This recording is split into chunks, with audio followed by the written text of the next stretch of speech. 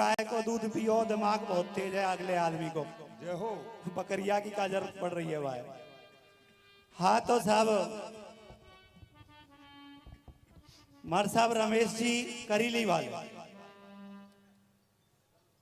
आपका बड़ा नाम सुना था हमने और कई दौरों में हमारा और आपका संघर्ष भी चला है।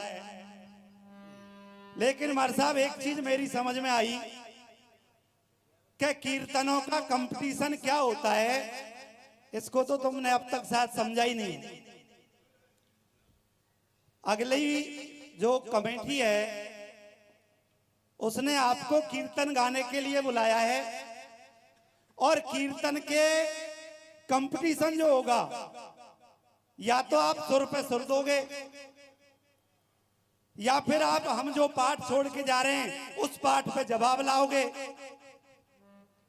आपने प्रश्न पूछा, हरियाणवी स्वर गाकर गए, उसी स्वर में हम आपके प्रश्न का उत्तर लाए।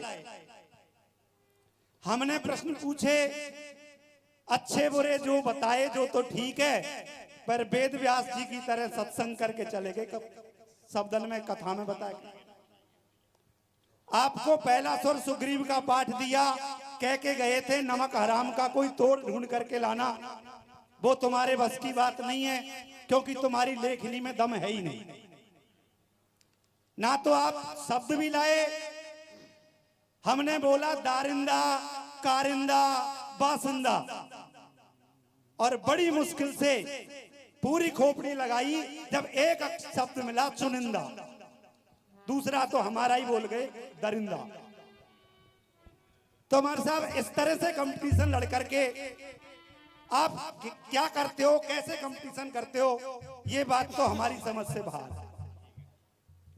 रही आपके प्रश्न की, अरे साहब मैं जान जाऊंगा या को उत्तर बता दोगे तो जान का कर दूंगा, अभी पता नहीं, या तो बोल के गए नहीं करेंगे ज्ञान का। आप ज्ञानी हो अच्छी बात है, लेकिन पहली फर्स्ट बात तो यह है हमारे साहब कि ये भगवान की जो कथाएं शास्त्र लिखे हुए हैं उनकी ऐसी तैसी मत उड़ाओ। प्रश्न पूछ रहे हैं हमारे साहब कि इंद्र और अहिल्या का जब संसर्ग हुआ उस छल के माध्यम से, तो उनके कौन सा पुत्र पैदा हुआ। तो हमारे साहब ने किया बुद्धि पे जोर दो। अहिल्या की कहानी ऐसी नई कहानी नहीं है जो कोई ने नहीं पढ़ी हुई, बच्चा बच्चा जाने साहब ने तो। इंद्र ने छल किया, गौतम ऋषि का वेश धारण करके रात में वो कुटिया में घुस गए, चंदा को आगे बिठा दिया, द्वारपाल बनाकर मुर्गा बना करके बांग लगाई उसमें। ऋषि जब वापस लौट करके आए तो उन्होंने इंद्र को श्राप दिया, 1000 आंखें कर दी उसके शरीर में, चंदा को कलंकित कर दिया। और कथा में आगे एक बात आती है हमारे साहब, थोड़ी बुद्धि पर जोर देकर सुनो और समझो। गौतम ऋषि ने अपनी पत्नी अहिल्या को श्राप दे दिया कि तू पत्थर की हो जाए। अब यहां जितनी भी जनता जनार्दन विद्वान श्रोता सुन रहे हैं वो विचार करेंगे कि जब इंद्र के श्राप से वो अहिल्या पत्थर की हो गई, तो महाराज या करीली में ऐसी कौन सी विधि है जो वहां के पुत्र पैदा है। बड़े ज्ञानी बन रहे हो वैसे तो आप, लेकिन एक मिनट, इधर उधर की बात ने जोड़ के इस दुनिया को गुमराह मत करो। मुझे पता है आप YouTube देखते हो, उस पे जो कुछ भी मिल जाता है, चाहे साहब हम पहलू कहते आए तुम पे, कोई बड़े बूढ़े इन पे या घाने इन पे किस्सा सुन रखे हैं, कोई बिन्ने ऊट पटांग जोड़ लाऊंगा।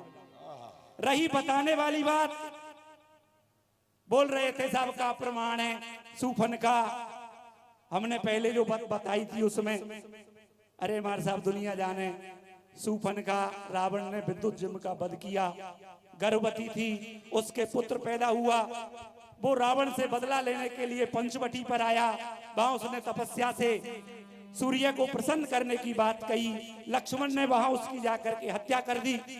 तो वो सूफन का राम लक्ष्मण को मारने पंचवटी पे आई, अरे मार साहब कैसे ज्ञानी आदमी हो तुम, नो के या को प्रमाण बताओ।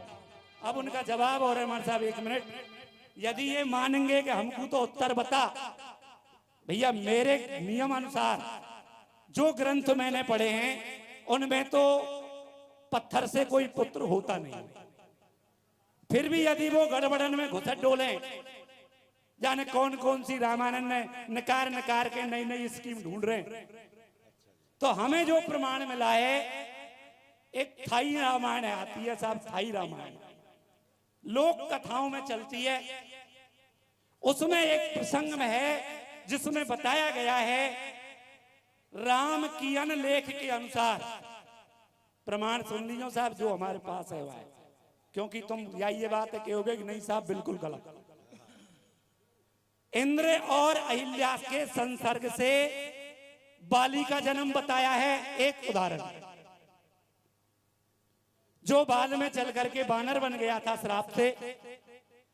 महाभारत में भी इंद्र और अहिल्या के पुत्र का जिक्र आया है, जिसमें उसका नाम था स्वरदंड। तो ये तुम्हारी भ्रामक कथाएं साहब, हम तो इनको नहीं मानते, लेकिन तुम इस दुनिया को गुमराह करने के लिए बार बार ऐसी कथाएं लाते हो, तो ये उनके जवाब है। बाकी अब जो शब्द दे के गए मार साहब तुम कि हम ले आए चुनिंदा दरिंदा, अरे इन्हें की मात्रा का ख्याल किया करो और किस तरह से वो शब्द आगे बढ़ रहे हैं, ऐसे लेखनी काम करती है, यहां दिमाग लगाना पड़ता है। हाँ साहब बताओ। अरे हमने दुनिया में, धन्यवाद साहब। हेलो, भरत सिंह जी और नारोली वाले, नहीं देखो मार साहब, हमने दुनिया में नहीं देखो, और तेरो जैसो बाजिंदा। शब्द आ रहा है हमारे साहब, गौर करेंगे। बाजिंदा जबरदस्ती हेकड़ी टेक है अपनी। हटीलो। अरे ये तो बाजिंदा है, बड़ो बात ही नहीं माने कोई की।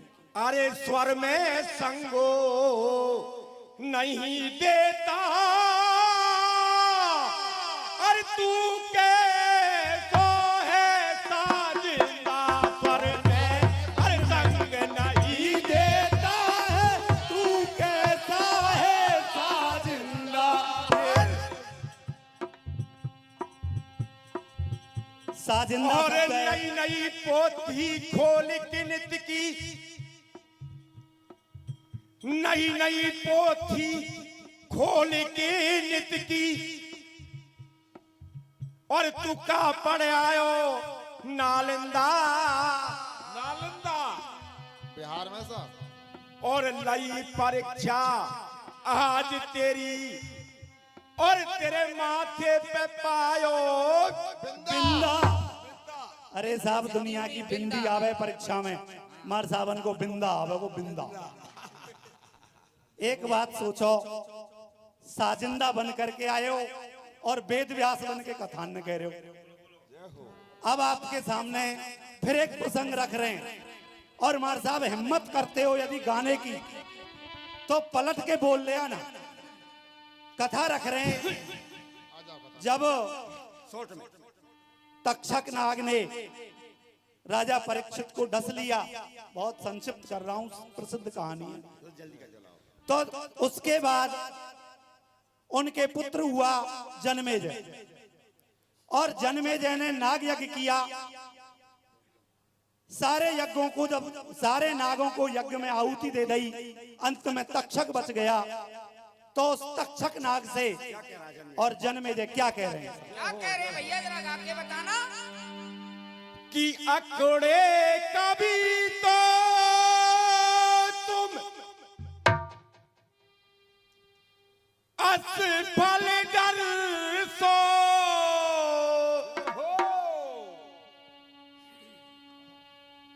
और चीरूंगा में कह के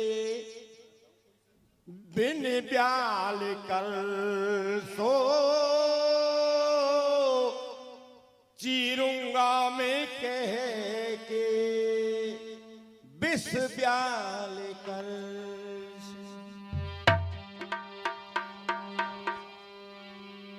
कि खोप न खाई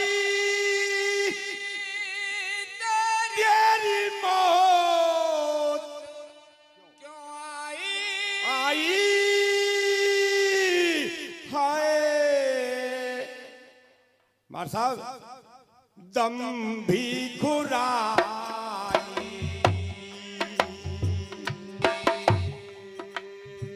कहने लगा साहब जल में जे कह रहा है तक्षक हे तक्षक सर्प जिन दांतों से तूने मेरे बाप को डसा है उन तेरे दांतों का क्या हाल होगा क्या होगा भैया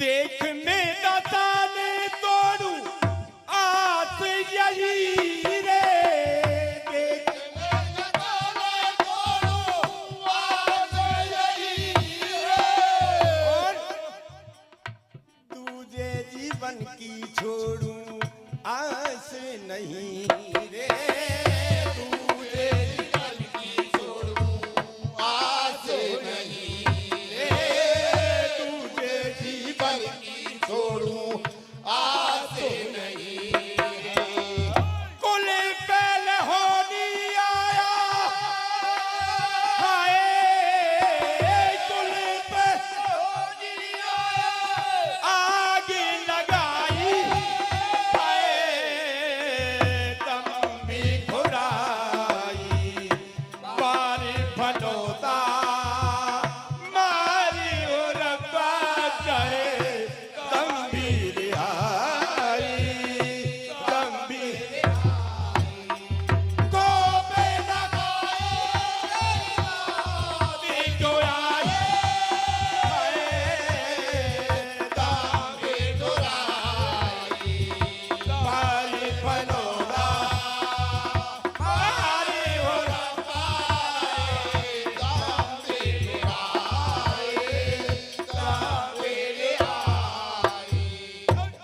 ऐसे कह रहा हूँ साहब समय हमें को बहुत ही हो गया है